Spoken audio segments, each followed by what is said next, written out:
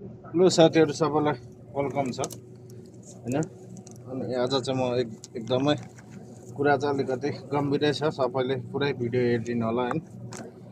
Video भन्दा नि यो मैले गरेको कुरा आज भिडियो पनि धेरै बनाइसकेँ मैले। यो भिडियोहरू प्राय सबैको माझ आइपुग्छ होला हैन। म चाहिँ के भन्न गइरहेको छु भने हाम्रो यो नेपालको मेन पावरहरू जति पनि छ उहाँहरूलाई चाहिँ भन्न चाहन्छु, यो झुटो आश देखाएर कहिले पनि मान्छेहरूलाई विदेश नपठाउनु होला र झुटो आशमा विश्वास गर्नेहरू पनि धेरैलाई भन्न चाहन्छु हैन।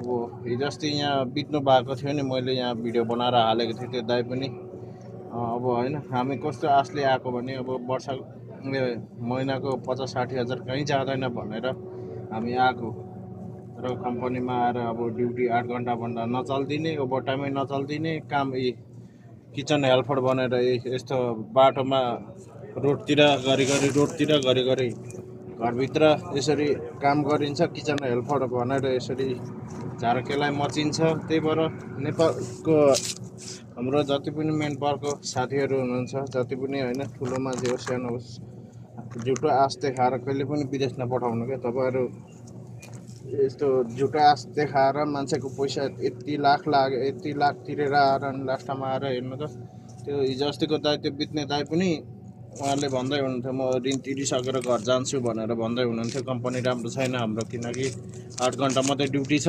कमै समय छैन खासै। अनि बिचरा अब ऋण तिरिसकेको भयो। ऊ सायद उहाँको अब निधनै भए पनि सायद उसको नेपालमै हुन्थ्यो होला क्या सायद। अब उहाँले भन्दै हुनुहुन्थ्यो ऋण तिरेर मात्रै जाने भनेर। अब त्यही भनिराख्नु भएको थियो, 2-3 महिना ऋण तिरेर म घर जान्छु भनेर भन्दै हुनुहुन्थ्यो होइन। कम्पनी एकदमै अवस्था अलिकति धेरै नै कमजोरै छ यो कम्पनीमा होइन। किनकि अब केहीको सुविधा छैन र केही कुराहरू पनि सुनिदिँदैन। मान्छे बिमार भयो भने केही कुरा सुनिदिँदैन। अनि त्यही भएर नेपालदेखि चाहिँ अब एजेन्ट भनौँ न, एजेन्ट मेन पावरको मान्छेले चाहिँ यस्तो हुन्छ, यति तिमीहरूको कहीँ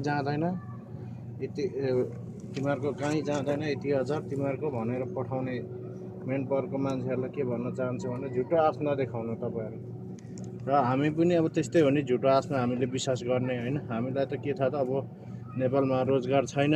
अनि रोजगार भए पनि त्यही अब राम्रो काम भयो भने चाहिँ 10-15 हजार दिन्छ, 10 हजार 8 हजार दिन्छ अलिक होटल लाइनमा भनेको।